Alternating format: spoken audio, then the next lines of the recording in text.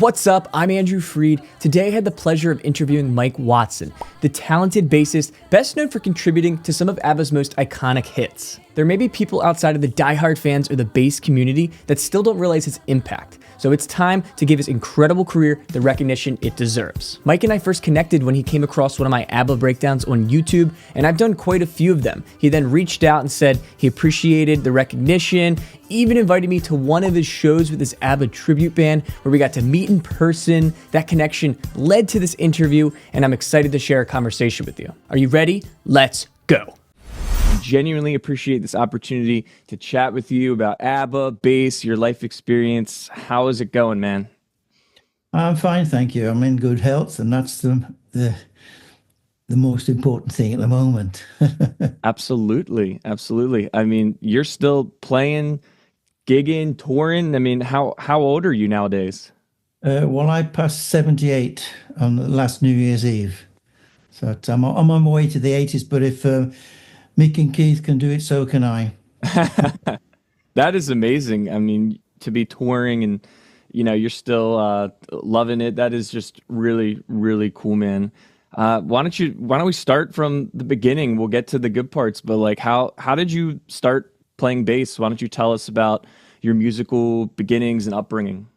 Well, to make a long story short, my mother was in show business, and she was out in Germany entertaining the American forces all around Europe, and she took me out there when I was 11 in 1958. Wow.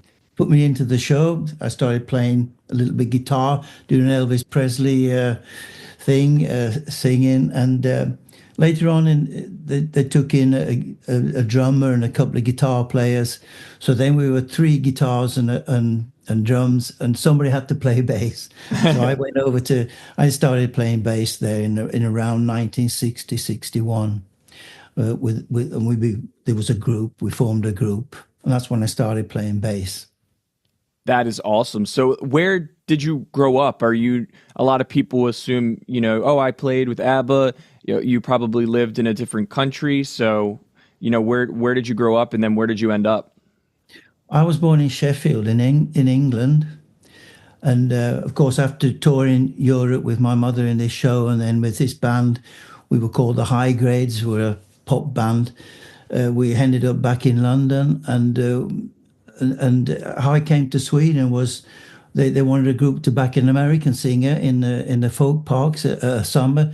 It was 1964, and that's how I came to Sweden in 1964. And you've been there ever since? Well, we went back to England, and then we came back the following summer to accompany back a Swedish singer, and then the group split up. Two went back to England. I and the drummer stayed in Sweden. And actually, the first drummer in the High Grades was Phil Wayman, and he became a producer for The Sweet. And that's so we're still communicating with each other. Oh, that is so cool. So you stayed and you had tons of musical experience kind of growing up, and then when you became a studio musician, like, did you kind of morph into that? Did you just have connections? How'd you get that call from, like, just the beginning days of the studio? Well, I was in the studio when the band split up. I was in a Swedish group, and we had some hits in the charts. So we were in the studio quite a lot in those. And then a funny story, actually, how I got into the studio was Wilson Pickett was going to play in Stockholm, and he lost his bass player on the way. Oh my God. And they said, "Could you hop in with Wilson Pickett?" I said, "Well, sure. Yeah, knew most of his numbers." And the top arranger in the studio in Sweden was actually at the concert and saw me playing with Wilson Pickett. And a few months later, he put me in his band, touring band, and he had all the studio gigs. And that's how I got into the studio. I was in the right place at the right time, very fortunate. And from that one on, that was in 1969, right through, that was my start in the studio. Wow. So right place, right time, good connections. Yeah, very fortunate. So then how did you, if you were in the studio, where did ABBA come into the fold? Were you playing for for years? When did you first get introduced to, was it the guys? Why don't you tell us about the beginning of ABBA? Well, I was in this Swedish group, and of course Björn and Benny, they were in their groups, and we would sometimes be at the same venue. So I knew them since 1965, 66. So when they started, became A&R producers for Polar Records, they knew I was a bass player and I'd been playing in the studio, so it was a natural thing for to call me. And I think the first thing I did with Björn and Benny was with Frida, Really? a single with Frida, and then when they started ABBA, I was on the first recordings, and that's how they I got into the studio with them. Wow. So you were actually before bassist Rutger Gunnarsson came into the mix. Why don't you talk about kind of how ABBA split and hired musicians? You know, there's the main four, but then obviously you played bass, Rutger played bass, and tons of other musicians. How did that work? Well, we knew each other, of course, Rutger and me, because we were all in the same band. We weren't two bassists, but we kind of, when he couldn't play in this band, touring band, then I would tour with them, and so that's how we knew each other. There weren't very many musicians outside of ABBA. Maybe three or four guitar players, two bass players, two or three drummers, four drummers maybe. So it was a quite not a lot of musicians. Of course, we weren't the only bassists. I know they recorded in, I think it was Miami or Los Angeles. Voulez-vous, that was an American Yes. bassist. There was a third bassist, right? Yes. And then there's a couple of others bass players in Sweden that was on one or two songs. Oh wow. Yes, I did a breakdown of Voulez-vous and I learned there was another bassist. I can't recall his name. I'll put it up here, but Yeah, um yeah. great bass playing. I mean all you guys were just such solid musicians. A big question, I think probably the most important question that I'll ask you all day is there's also a lot of false information on the internet. And you know, if you start to Google or ask things, there's a lot of songs that I think you played on that says Rutger Gunnarsson played on. I'm not sure if you're aware about this, but I would love to finally debunk what you played versus what he played on. So on the top of your head, I wrote down a few just that I'm pretty sure or I knew you played on, but do you know how many songs you played on and what they were on the top of your head? I'll read this list off too if you miss any. Yeah, not on the top of my head. I don't know all the songs I played on because they're 50 years ago. So wait, if I'll name some songs. I'll start listing. I think I got like seven or ish here. I'll just say a song, and if you remember playing on it, you let me know. So, Mamma Mia, Yes, I Mamma played. Mia. It was Mike Watson. You guys hear that? How about Super Trouper? That was me again. That was Mike Watson. Yes. If it wasn't for the Knights, That was me, yeah. awesome. The winner takes it all. My favorite, yes. So, I ooh, that played on that. you're answering another question I'll get to after. What's your favorite? Gimme, gimme, gimme. Yeah, that's me. Another Mike Watson song. There's two more in here. Was it? Did I say Waterloo? Not Waterloo, that's Rutger. That's so. I've seen some false That's information Rutger. there. Oh, Got you. But you are on. I think we're getting ahead of questions. But you're on the Waterloo album. That's cover, correct?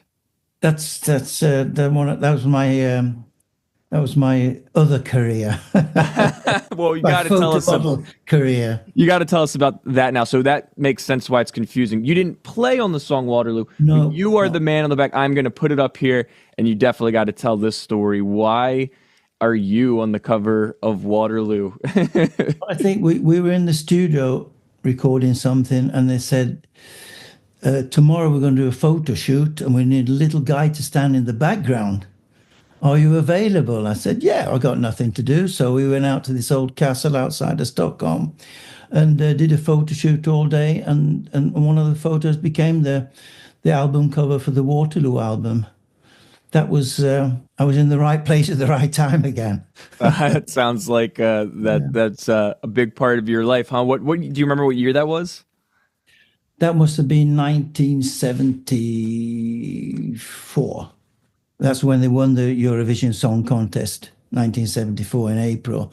So it was a few months ago. It might be January, February. It was quite cold, I remember. As you say, that's your other career, huh? Yeah. Oh, that is so funny. How did you know at what point how big ABBA was or was going to be, or has it just exponentially gotten, bigger and bigger as the years, the movies, and the younger generations get into it? Like, when did you know, and how has that grown? Well, I didn't know until about 10 years ago. Well, Really, even at the same time, there were, the newspapers everywhere said, "Oh, just a bubblegum group that they're not going to be here next year." But they've progressed through the years, and the recordings are outstanding. Even if you listen to them today, they're produced very well played. Ben is a great pianist. The girls are singing great. So I think that's why they've been there. Of course, the Mamma Mia movies have helped a lot. for Of course, sure. it brought them back bigger and bigger and bigger.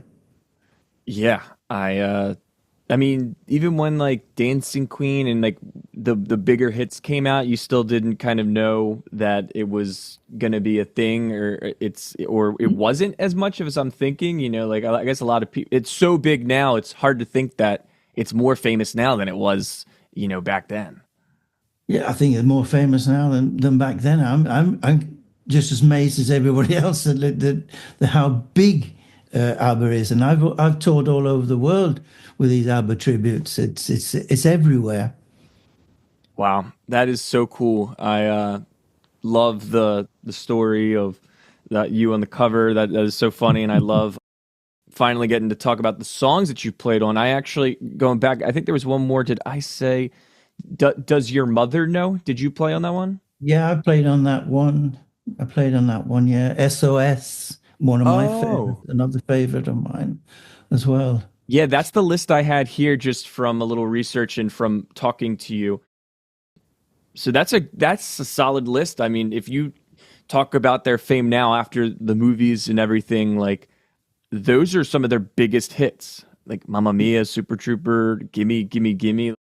I mean, my wife is like a diehard ABBA fan, and she knows all those songs by heart. And like, I think it's just a lot of people don't know who the bass player is, in general, but it's really cool to finally get you out like in the open saying, "Hey, I played on this." I think we don't want false information out there. So now that we can kind of rewrite the history books by you saying, "Yep, you played on that," I think a lot of people will appreciate your bass playing and your musicianship even more. And speaking of your bass playing, I got to say you are a great bassist. You sent me a video. I want to show you guys. Mike sent me a video of him playing over a couple tunes, and I also, of course, saw you live. You feel very comfortable over these tunes. I'm sure you've been playing them for years, but what is it like just playing with this group still? Like, what's your favorite tune? That's where I wanted to ask. Like, what's your favorite song to play? You hinted that it was If It Wasn't for the Nights. Was that the one you said?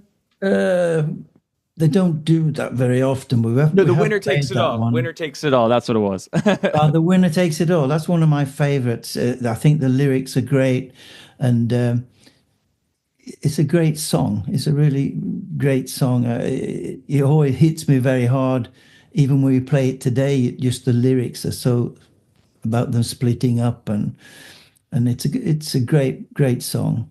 I love It's it. about them splitting up. For Yeah. someone who's more of a theory guy, listening to the bass lines and the chord progressions, I didn't even know what that song was about. It's about them splitting up. Yeah, it was at the end of the very late. I think it was 80, 81 when they did that LP, and they were splitting up, and the winner takes it all. Laying by the rules, the gods make paradise.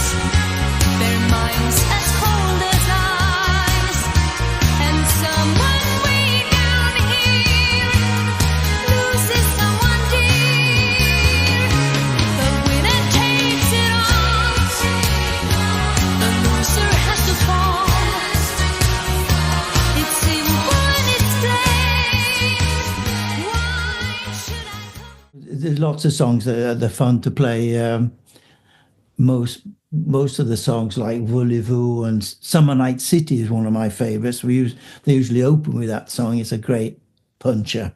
Nice. Yeah, I like when I broke down Voulez-Vous, my biggest thing was I was like, wow, this is like not pop music. I mean, that one had that really I mean, I'm a nerd, so I was like the Phrygian dominant scale and just scales that aren't common in normal pop music. So I loved that the influences that came in from wherever that was. And you sent a video of "Lay All Your Love." That one is a fun one to play, right? That's a great one. Was it? That's I didn't play on the original one. That was Rutger playing that, but I did my own little fix on that.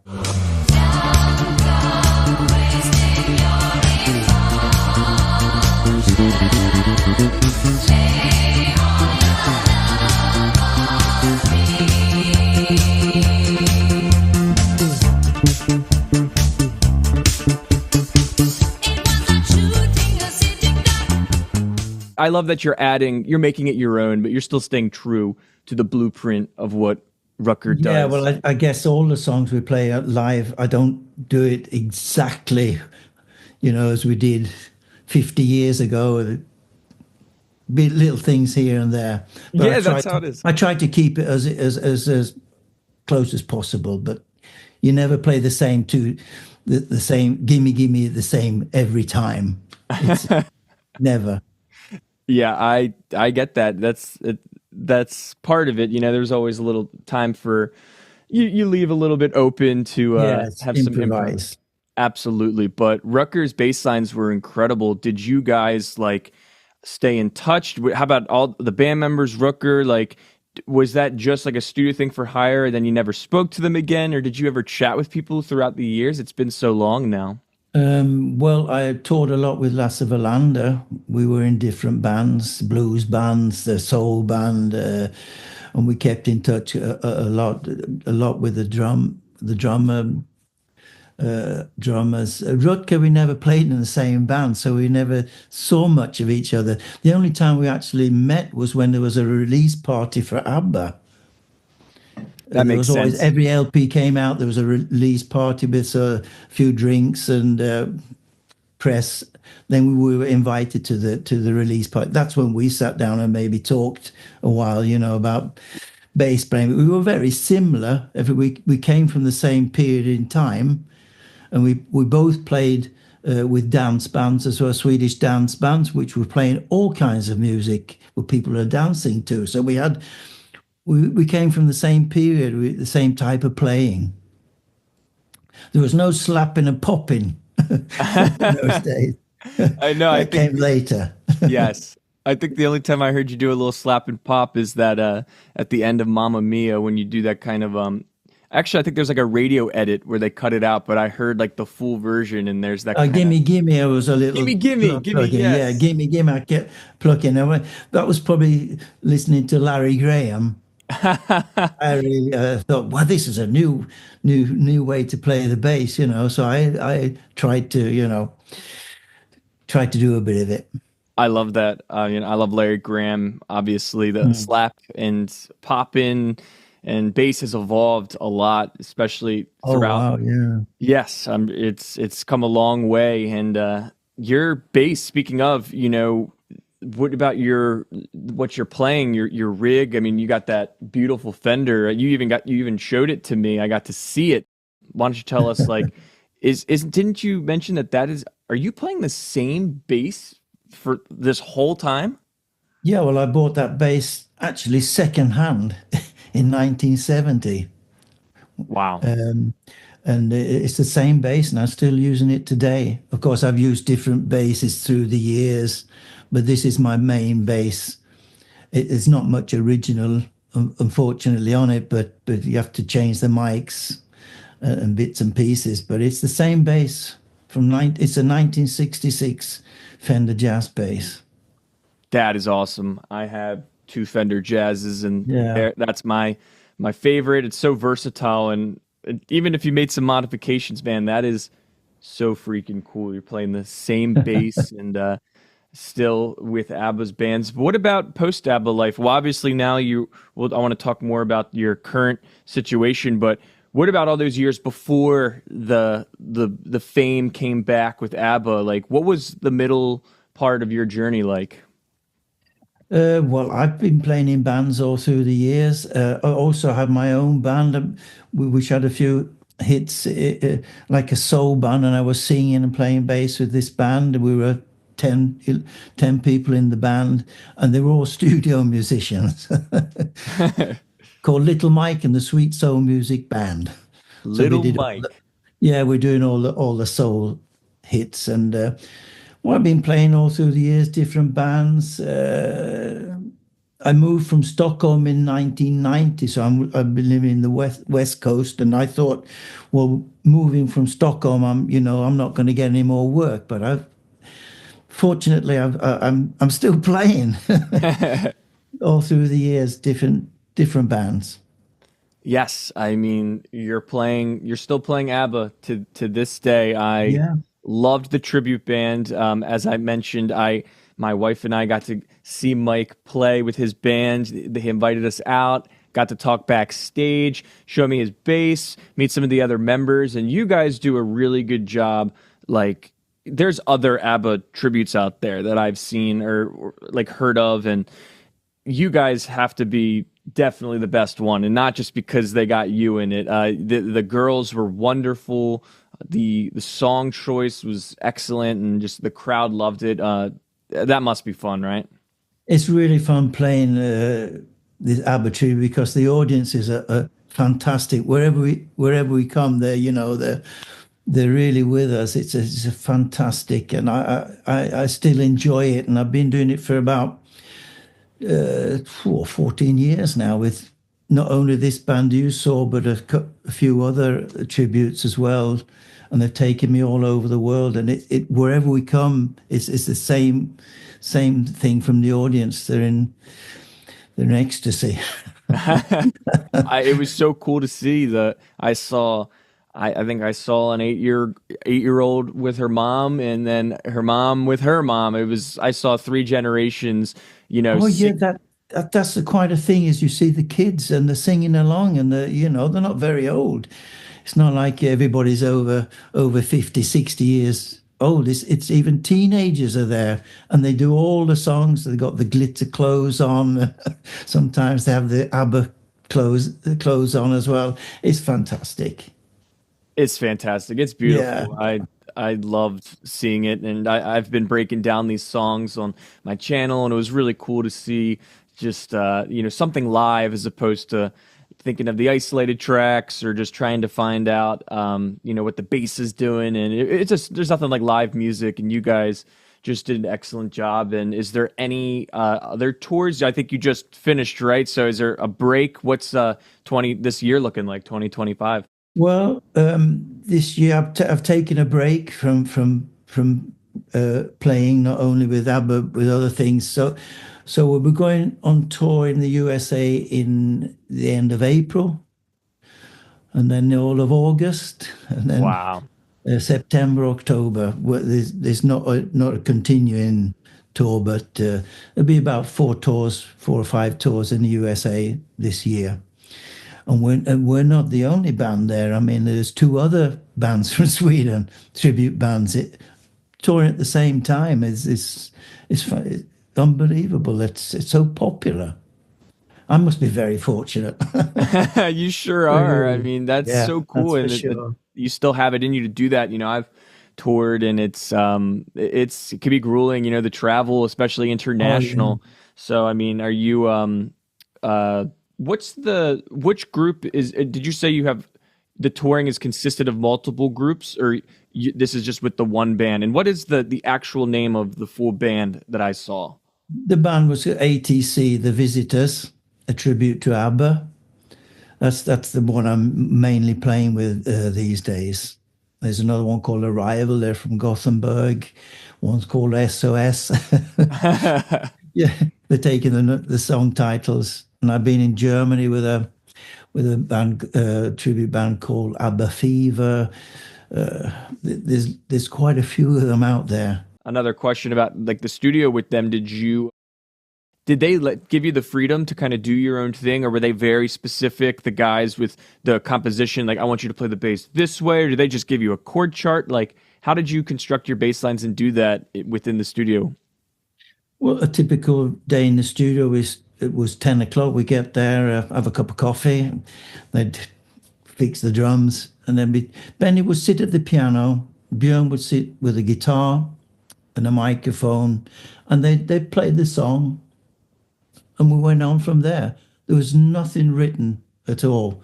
We would sit down, the guitar player we'd sit with a piece of paper, write down a few chords. What's he doing there? Write down the chords. Okay, there's the verse. There's a chorus, a little intermission in there, and then we'd go from there. We would be changing things all day because it could start as a tango, and I'd change the completely under the day. But bass playing, even for Rutger, me, we just made things up as we went along. I love and we that. might be, I know when we did I Do, they played the song and I played the bass, dum, dum, dum. I thought this is a typical dance thing. And we played different things all day. And about 4 o'clock in the afternoon, I started playing the same thing that I did at 11 o'clock. And they said, "Oh, that's great. Keep it." So it was like, we'd make it up as we went along. There was nothing written at all. We had free hands. I love that. I think that's where the magic comes out when you trust the musician, you let them do it, and obviously you Of course, guys. we could play all day, and just to get the bass and drums as they wanted. We played different things, and then everything was like done later. The guitars, the pianos, all the dubbing, and we never saw the girls in the studio, unfortunately. So never like Gunnar Benny. you They never were never singing in that. All that was done later. They might come in to talk to the boys in a couple of minutes or something, and then they were away again. fascinating. And I think a lot of people don't know that. A lot of people, you could be a music lover, but if you're not a musician, some people may not realize that the studio process is very, it starts off with bass and drums and you kind of layer, and it doesn't matter what, that's always been a thing, the project of creating a song. So that makes sense to me, but a lot of people may be shocked to hear that you didn't just go into a room, press a button, and everyone does the song in one take. No, that was in the beginning of a studio. When I started in the studio, it was like everybody was there. There was not a lot of channels, and it was sheet music. You had to read the music. It's like 1, 2, 3, 4, start, and they played it a couple of times, and they record it. This was a completely different way of recording, which became later more and more groups like the Beatles. Everybody, they could spend days making a song before it was finished. That's true. Did you have any favorites growing up? Were you always listening to, not just growing up, just being a studio musician? Any big influences, or did you kind of just always were actively listening and it depend on the time? Just listening to what was happening all the time. Listening to my favorite bass player, Paul McCartney was one of my favorites. Very, very melodic bass player. Me too. Donald Dunn from the Stax. Duck Dunn. Donald Dunn, yeah, I thought he was a great bass player. It was like less is more. Play what's needed. There's no money above the fifth fret. He's a basic bass player. Great bass player. What would you think of James Jamerson in those days? Of course. Really innovator of the bass. Very melodic. Absolutely. Great bass player. I've been breaking down a lot of those guys. It's just it's hard to put into words how great they were, and it's I'm not shocked to hear that some of your favorite players are some of mine as well, and it reflects in your playing. I mean, you really are what we would say musicians as a solid bassist. You do everything that's required of you, but you also add your own little flair, and You don't get in the way, but you also, in my eyes, ABBA's bass lines are just incredible. And that was kind of what put me on the map here with all these breakdowns. Is I didn't realize that I have become such a big ABBA fan because of the bass lines, because of you, Rutger, and then just listening more, going beyond what the hits were. So even musicians, I feel like, get reeled in more. That's something that I said in my videos that I even got some crap for, because I was like, oh, like, you know, I think ABBA's like underrated. I said the word underrated, and everyone was just, no, they're not. I was like, no, I didn't mean ABBA was underrated, but like for me as a musician who has a different background and was a music major and is a theory nerd, it's just, I just didn't pay attention to it, and I'm very glad I did. So you got so many different types of groups of people who like you, appreciate what you've done. You know, from people like my wife to me, a music nerd, to the 8-year-olds. As I said, it's just the whole world. It's truly magical. It's an honor to have played with them. I guess it's the highlight of my career. You know, I played with lots of artists through the years, but they're just definitely the biggest thing I've ever done. Well, for sure. I can speak for probably thousands to millions of people who just want to say thank you for, you know, all the amazing music that you've created, the fact that you're still doing it, sharing it, and get to do it. You're a really wonderful guy. You're great to talk with. I'm so happy that we connected, and thank you so much for being here today and sharing your story. I'm sure a lot of people are really going to enjoy hearing it. Thank you. Thanks so much for watching. It was incredible talking to Mike about his journey. If you want to see the video that led him to making this interview happen, or any of the ABBA breakdowns, check these out. Don't forget to subscribe, and I'll see you next time. Peace!